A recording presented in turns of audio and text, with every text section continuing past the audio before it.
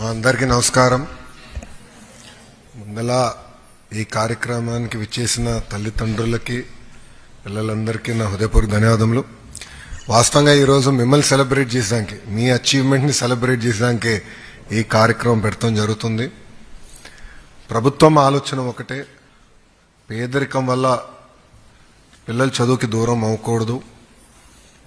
Private పాఠశాలల్లో, junior కళాశాలలో ఎట్లయితే విద్య అందిస్తున్నారో దానికి ధీటుగా అందించాలని గౌరవ ముఖ్యమంత్రి గారు నన్ను హెచ్ఆర్డీ మినిస్టర్ చేసినప్పుడు చెప్తాం జరిగింది. సెక్రటేరియట్లో కూర్చొని మేము అనేక నిర్ణయాలు తీసుకుంటాం, కానీ ఆ నిర్ణయాలు అమలు చేసేటప్పుడు మేము అందరం ఫీల్డ్కి వెళ్తాం. దాంట్లో ఒక నిర్ణయం గవర్నమెంట్ జూనియర్ కళాశాలలో మధ్యాహ్న భోజనం పథకం. నా ఆలోచన ఏంటంటే, గతంలో పెట్టాం, మధ్యలో తీయేస్తారు, మళ్ళీ తీసుకురావాలి, అట్లనే నేను ఆలోచించా. కానీ నేను ఎప్పుడైతే పాయకాపురంకి వెళ్ళి చెల్లితో కూర్చుని మాడుతూ ఉన్నాను, ఆమెతో భోంచేస్తూ మాడినప్పుడు ఆమె చెప్పింది, నాకు అమ్మ నాన్న లేరు, మా అమ్మమ్మ నన్ను గత 10 సంవత్సరాలుగా చేపలు అమ్మి చదివిస్తుంది, మీరు ఇచ్చిన భోజనం వల్ల ఈరోజు మా అమ్మమ్మ పైన భారం తగ్గిందని చెప్తాం జరిగింది. ఇట్లా మీరందరూ కూడా మీ వెనకాల ఒక్కొక్క జర్నీ ఉంటుంది, ఒక స్టోరీ ఉంటుంది. కానీ ఈరోజు మీరందరూ ఒక అచీవర్స్. మీ గతంలో ఏదైతే ప్రభుత్వ పాఠశాలల్లో మంచి మార్కులు రావు అని ఏదైతే ఆ ముద్ర ఉందో, ఆ ముద్రని చెరిపేసిన వ్యక్తులు మీరు. వాస్తవంగా ఒక మాటలో చెప్పాలంటే, ఇక్కడున్న మీరు ఆంధ్ర రాష్ట్ర ప్రభుత్వాన్ని, ప్రభుత్వ విద్య పరువుని కాపాడిన వాళ్ళు అవుతారు. You are all our brand ambassadors today. నేను ఎప్పుడు నవ్వుతా అంట, ప్రైవేట్ పాఠశాలలో అందరూ రిజల్ట్స్ వచ్చిన తర్వాత యాడ్లు ఇస్తారు, 1, 2, 2, 3, 3 అని. ప్రభుత్వం కూడా మేము ఇవ్వాలి నెక్స్ట్ ఇయర్ నుంచి. అది నా డైరెక్షన్. పోటీ పడాలి, పోటీ ఉంటేనే పిల్లలు బాగుపడతారనేది నా ఆలోచన. వాస్తవంగా నేను కూడా 10th, 9th వరకు ఆడుతూ పాడుతూ చదివినండి. ఎక్కువ క్రికెట్ పిచ్చి ఉండేది. అప్పుడు ఇంట్లో తల్లికి అర్థమైంది, అమ్మకి అర్థమైంది, వీడు దారి తప్పినట్టున్నాడని 10thలో రుద్దేశారు. అదైన తర్వాత బాబు గారికి అర్థమైంది, వీడు 11th, 12th సరిగ్గా చదవకపోతే ఇంకా ప్రమాదం అని. సో నేను కూడా రుద్దుడు బ్యాచ్ ప్రోడక్ట్ని. కానీ నేను అందరికి చెప్తా, వాస్తవంగా చెప్పాలంటే అది నా జీవితం మార్చేశాను. దాని తర్వాత నేను కార్నిగీ మెల్లన్కి వెళ్ళాను, అక్కడ నేను చదువుకున్నాను. దాని తర్వాత వరల్డ్ బ్యాంక్లో 2 సంవత్సరాలు పనిచేశాను. మళ్ళీ స్టాన్ఫర్డ్కి వెళ్ళి ఎంబీఏ చేశాను. అంటే ఆ 3 సంవత్సరాలు చాలా కీలకమైన 3 సంవత్సరాలు మన జీవితాలు. మన సక్సెస్ అంటే పిల్లల సక్సెస్ వెనకాల ఉంది తల్లిదండ్రులు. వాళ్ళ అనేక త్యాగాలు చేస్తున్నారు మన కోసం. అది మనందరం గుర్తుపెట్టుకోవాల్సిన అవసరం ఉంది. ఈరోజు ప్రభుత్వం చిత్తశుద్ధితో, మీరు చూస్తే మీకోసం అనేక కార్యక్రమాలు చేశాం గడిచిన సంవత్సరాలు. మేడం గారి నాయకత్వంలో పుస్తకాల విషయాలు కానివ్వండి, మధ్యాహ్న భోజనం కానివ్వండి, ప్రిన్సిపల్స్ విషయంలో కానివ్వండి, ఇట్లా అనేక కార్యక్రమాలు మీకోసం చేశాం. అన్నీ చేశామని నేను అనట్లేదు, ఇంకా చాలా చేయాల్సిన అవసరం ఉంది. వాస్తవంగా చెప్పాలంటే కొన్ని సంవత్సరాలుగా ప్రభుత్వ విద్య నాణ్యత లేకుండా పోయింది. నేను గడిచిన సంవత్సరంలో మీ అందరం కూర్చుని గౌరవ ముఖ్యమంత్రి గారి ఆదేశాల మేరకు అన్ని సెట్ చేసుకుంటూ వచ్చాం. జూన్ మాసానికి రిఫార్మ్స్ అన్ని పూర్తి చేసి ఇంకొచ్చే 4 సంవత్సరాలు ఓన్లీ లెర్నింగ్ అవుట్కమ్స్ మీద శ్రద్ధ పెట్టాలనేది మన ప్రభుత్వం నిర్ణయం తీసుకుంటూ జరిగింది. ఇదొక పవిత్రమైన కార్యక్రమం. మిమ్మల్ని చూసి చాలామంది ఇన్స్పైర్ అవ్వాల్సిన అవసరం ఉంది. మేడం గారికి నేను ఎప్పుడు చెప్పా, చదువే కాదు వ్యాపారంలో కూడా మగవాళ్ళ కన్నా ఆడవాళ్ళే బెటర్ అని నేను మేడం గారికి ఎప్పుడు చెప్పా. అనేక విషయాలు కూడా నేను అన్నా. దాని ఉదాహరణ మా ఇంట్లోనే, నాకన్నా వ్యాపారంలో బ్రహ్మని బెటర్, చదువులో కూడా నాకన్నా బెటర్. ఆమె కూడా స్టాన్ఫర్డ్ ఎంబీఏ చేసిన 5 years నా జూనియర్ అయినా కూడా మార్క్స్లో చూస్తే నాకన్నా చాలా బెటర్. సో మీలో ఆ పట్టుదల ఉంది, ఆ కమిట్మెంట్ ఉంది. తల్లిదండ్రులు కూడా కోరేది ఏంటంటే పిల్లల్ని బాగా చదివించాలి, చదువుకునే అవకాశాలు మీరు ఇవ్వండి. ప్రభుత్వం ఉంది, పిల్లల వెనకాల మేము నిలబడతాం. ఫీ రీంబర్స్మెంట్ ఉంది, పీజీ ఫీ రీంబర్స్మెంట్ తీసుకొస్తున్నాం. విదేశీ విద్యకి ఆల్టర్నేటివ్ మంచి మెకానిజం మేము డిస్కస్ చేస్తున్నాం, అది తీసుకొస్తాం. అంటే ప్రభుత్వం ఆలోచన డబ్బుల వల్ల పిల్లలు ఇబ్బంది పడకూడదు, వెనకబడి ఉండకూడదు. నేను స్టాన్ఫర్డ్లో చదివినప్పుడు అప్లై చేసినప్పుడు అప్లికేషన్లో ఎక్కడ కానీ మీ దగ్గర ఎంత డబ్బులు ఉన్నాయి, మీ బ్యాంక్ అకౌంట్ స్టేట్మెంట్లు ఇవన్నీ నేను ఎక్కడ అడగరు. అప్లై చేసిన తర్వాత అప్లై చేస్తాం, దాని మాకు ఇంటర్వ్యూస్ ఉంటాయి. ఇంటర్వ్యూ అయిన తర్వాత అడ్మిషన్ లెటర్ ఇస్తారు. అడ్మిషన్ లెటర్ వచ్చిన తర్వాత అడుగుతారు, ఓకే మీ ఫైనాన్షియల్ సిచ్యువేషన్ ఏంటి, స్కాలర్షిప్స్ ఇవ్వచ్చా, ఫైనాన్షియల్ ఎయిడ్ ఇవ్వచ్చా, లోన్లు అరేంజ్ చేయొచ్చా, అట్లా వాళ్ళు అడుగుతారు. ఎట్లా మనం కూడా ప్రభుత్వంలో ఆ విధానం తీసుకురావాలి, డబ్బులు లేక పిల్లలు ఇబ్బంది పడకూడదు అనేదే ప్రభుత్వం లక్ష్యం. గడిచిన కొన్ని సంవత్సరాలు విద్య ఒక రకంగా నడిచినా మళ్ళీ దాన్ని ట్యూన్ చేసి సరైన దారులు పెట్టే బాధ్యత ప్రభుత్వం తీసుకుంది. తల్లిదండ్రులకి ఎలాంటి ఇబ్బంది లేకుండా చేయాలనేదే ప్రభుత్వం నిర్ణయం. దానికి మన ప్రభుత్వం కట్టుబడి ఉంది. ఇక్కడున్న పిల్లలు నేను కోరేది ఒకటి, మీరు ఈ స్థాయికి వచ్చారంటే తల్లిదండ్రుల త్యాగాలనే, అది మర్చిపోకూడదు. నంబర్ 1. రెండోది, చాలామంది అనుకోవచ్చు లోకేష్కి ఏముంది, చాలా తేలికైంది, తల్లిదండ్రుల డబ్బుల్ని బాగా చదివిన వాళ్ళు చదువు తేలిగ్గా వస్తుంది అనుకోవచ్చు. కానీ మీరు చూస్తే నేను ఎప్పుడు గెలవని నియోజకవర్గంలో పోటీ చేశా, అంటే 40 సంవత్సరాల గెలవని నియోజకవర్గంలో పోటీ చేశా. కారణం ఏంటంటే కష్టపడాలి, స్ట్రగుల్ ఉండాలి, అప్పుడే పైకి రాగలుగుతాం. చాలామంది ఆశ్చర్యపోయారు, నేను విద్యాశాఖ మంత్రి అవ్వాలంటే చాలామంది ఆశ్చర్యపోయారు. చాలామంది వద్దని చెప్పారు నాకు, సంఘాలు ఉంటాయి, మీకు ఎందుకు ఈ గోల్ అంతా, మీరు మేనేజ్ చేయలేరు, పిల్లలు ఈ పేపర్స్ ఈ గోల్ ఎక్కువ ఉంటుంది మీకెందుకు, అందుకే నాకు కావాలి అని చెప్పారు. గతంలో పంచాయతీరాజ్ గ్రామీణాభివృద్ధి శాఖ చేసిన, ఈసారి లేదు విద్యాశాఖ నేనే కోరినప్పుడు ముఖ్యమంత్రి గారు అంత తేలిక ఏమి ఇవ్వరు, టార్గెట్స్ పెట్టి నాకు ఇచ్చారు ఆయన. అంటే ఉన్నత విద్యలో ఏం చేయాలి, ఇంటర్మీడియట్లో ఏం చేయాలి, స్కూల్ విద్యలో ఏం చేయాలి. ఇది మీ అందరికి ఎందుకు చెప్తున్నానంటే ఎవరో కెరియర్ తీసుకుంటున్నారు కనుక మనం కూడా అదే కెరియర్ తీసుకోవాల్సిన ఆలోచన ఉండకూడదు. ఆల్టర్నేటివ్ మనం ఆలోచించాలి. ఈరోజు అందరం ఐటీ అనుకుంటేనే కరెక్ట్ కాదు. ఈరోజు అనేక అవకాశాలు వస్తున్నాయి. కొన్ని ఉదాహరణలు ఇస్తా. సోలార్ సెల్ మ్యానుఫ్యాక్చరింగ్, ఈరోజు క్యాబినెట్ మీటింగ్ ఉండే మాకు పొద్దున. సోలార్ సెల్ మ్యానుఫ్యాక్చరింగ్ కంపెనీ, ఒక కంపెనీ క్లియర్ అయింది. ఇంకో కంపెనీ నిన్న మీటింగ్ పెట్టుకున్నా. ఇది నెల్లూరు జిల్లాకు వస్తే ఇంకో కంపెనీ మనకి అనకాపల్లి జిల్లాకు వస్తుంది. అది నిన్న మీటింగ్ పెట్టుకుని నెక్స్ట్ క్యాబినెట్ మీటింగ్ క్లియర్ అవుతుంది. ప్రకాశం జిల్లాకి రిలయన్స్ వాళ్ళు కంప్రెస్డ్ బయోగ్యాస్ ప్రాజెక్ట్స్ వస్తున్నాయి. మొదటి విడతలో కనిగిరిలోని 50 ప్రాజెక్టులు రాబోతున్నాయి. అంటే 25,000 మంది పనిచేయగలుగుతారు. అట్లా కొత్త సెక్టర్స్ వస్తున్నాయి. కొత్త సెక్టర్స్లో కూడా మీరు కూడా వాచ్ఫుల్గా ఉండి, ఇప్పుడు గ్రీన్ హైడ్రోజన్ వచ్చింది, ఎలక్ట్రిక్ వెహికల్స్ వస్తున్నాయి, ఏఐఎంఎల్ ఉంది, మీకు ఇటు పక్కన మ్యానుఫ్యాక్చరింగ్ పెద్ద ఎత్తున నరేంద్ర మోడీ గారు కూడా బాగా ప్రోత్సహిస్తున్నారు, దాని ఫలాలు వస్తున్నాయి. మారుతున్న సెక్టర్స్ని మీరు గమనించి మనం కూడా ఒక కెరియర్ పాత్ అనేది పెట్టుకోవాల్సిన అవసరం ఉంది. ఇంకో విషయం కూడా, జీవితం అనేది it's journey, it is not a destination. చాలా మంది ఏమైపోయిందంటే, ఇప్పుడు మేము అందరం ఇక్కడ ఇటు పక్క కూర్చున్న అందరం మేము మాట్లాడుకుంటాం రిజల్ట్స్ గురించి. రిజల్ట్స్ మీకు ఎట్లా తెలియజేయాలని దానిపైన మేము ఒక 2 గంటలు చర్చించాం. ఎందుకంటే వాట్సాప్ టెక్నాలజీ వచ్చింది, ఎలా తెలియజేయాలని. ఆ చర్చ జరిగినప్పుడు ఒక విషయం మా అందరిలో బయటకు వచ్చింది. ఏంటంటే ఇప్పుడు పిల్లలు మీరు చాలా సెన్సిటివ్ అయిపోయారు. అంటే ఒక్క సబ్జెక్ట్ ఏమైనా మార్కులు తప్పితే చాలా సెన్సిటివ్ అయిపోతున్నారు. ఏమవుతుంది జీవితంలో?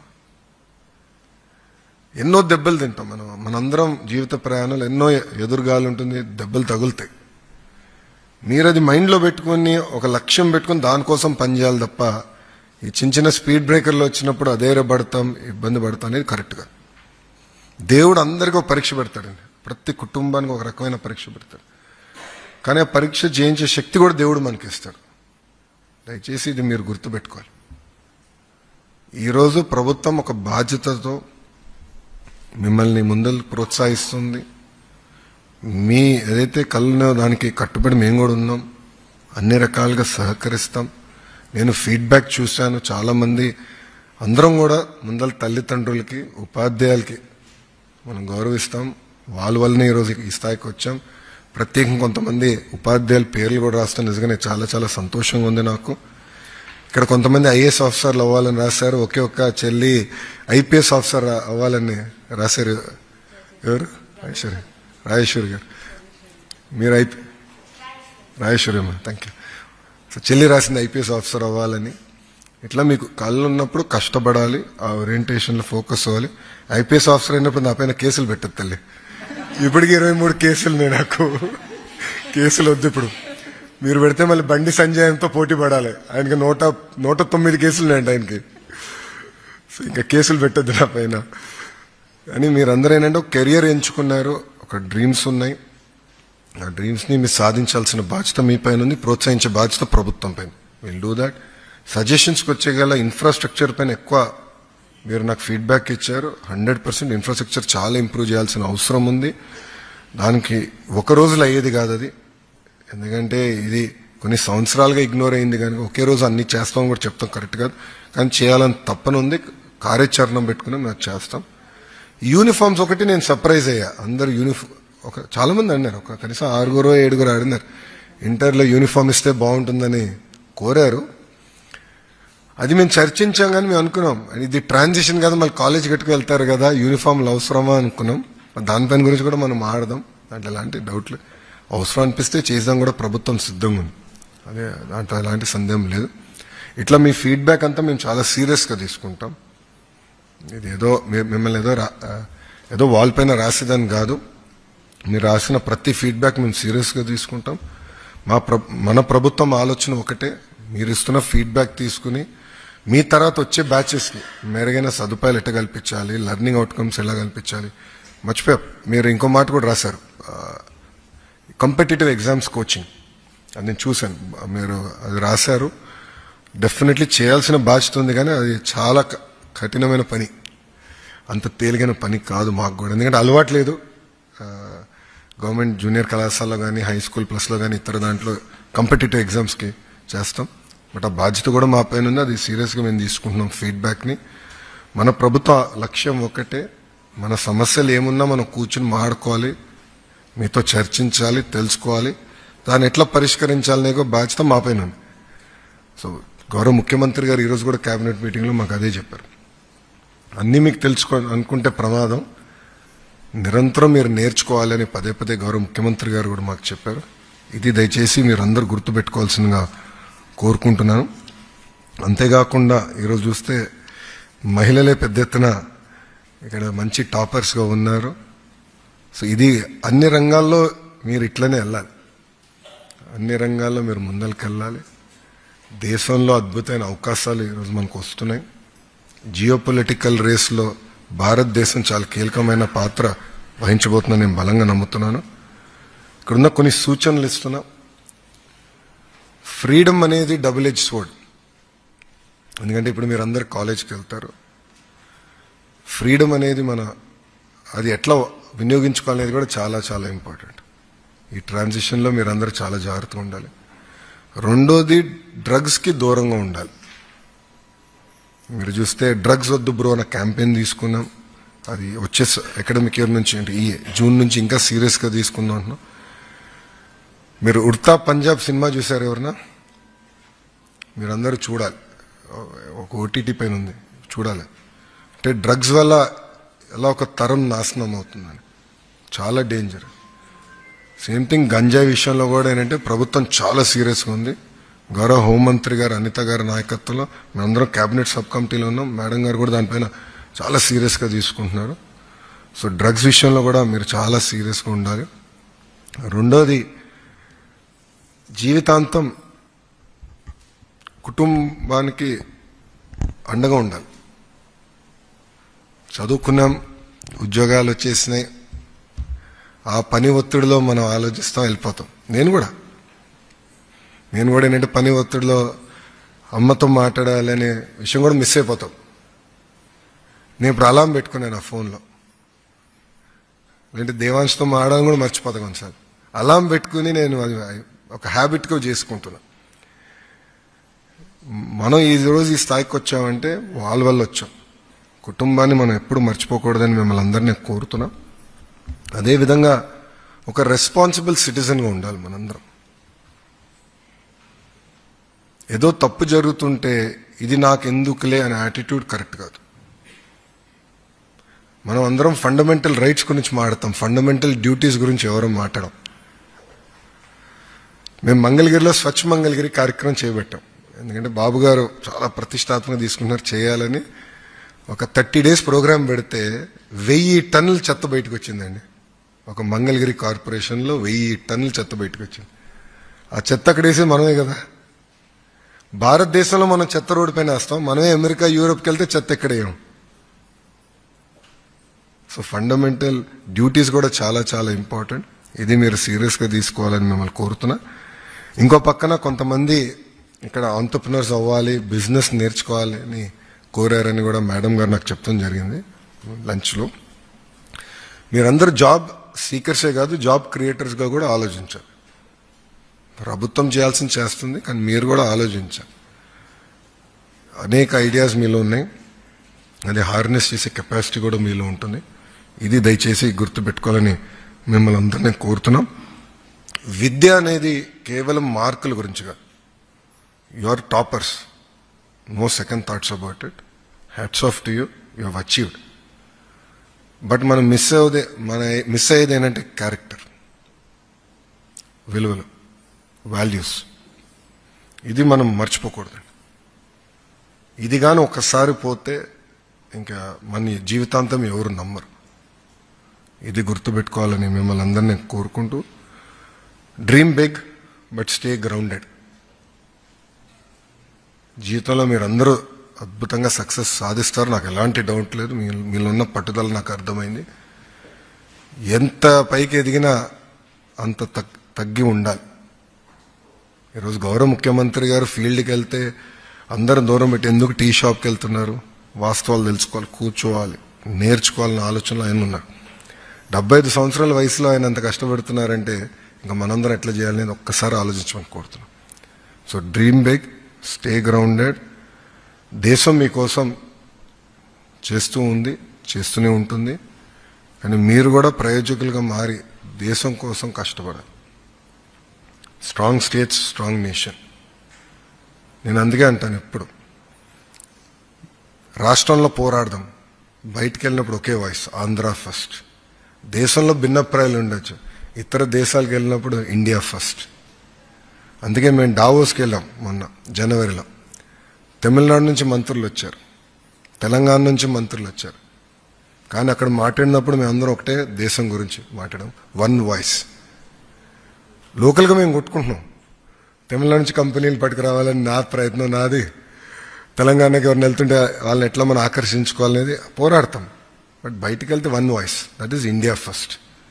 ఇది దయచేసి గుర్తుపెట్టుకోవాలని మిమ్మల్ని అందరూ కోరుకుంటూ, మీరు చాలా ఫీడ్బ్యాక్ ఇచ్చారు నాకు. మీకు అందరికీ చాలా అద్భుతమైన ఆస్పిరేషన్స్ ఉంది. ఆ ఆస్పిరేషన్స్ని నర్చర్ చేసే బాధ్యత ఇక్కడ వేదిక మీద మేము అందరం తీసుకుంటాం, గైడ్ చేస్తాం, నర్చర్ చేస్తాం. కానీ మిమ్మల్ని అందరం చివరికి కోరేది ఒకటే, ఫండమెంటల్ రైట్స్తో పాటు ఫండమెంటల్ డ్యూటీస్ కూడా గుర్తుపెట్టుకోండి. All of you should become responsible citizens. అది చాలా చాలా అవసరం. Thank you very much. ఒక మాటలో చెప్పాలంటే నా అదృష్టం మీ అందరితో కూర్చుంటాం. ఎందుకంటే నేను ఎప్పుడూ టాపర్ని కాదు, నేను ఓన్లీ ఫ్రెండ్స్ ఆఫ్ టాపర్ని. అసలు ఆశించడం కూడా ఆలోచన వచ్చేది కాదు.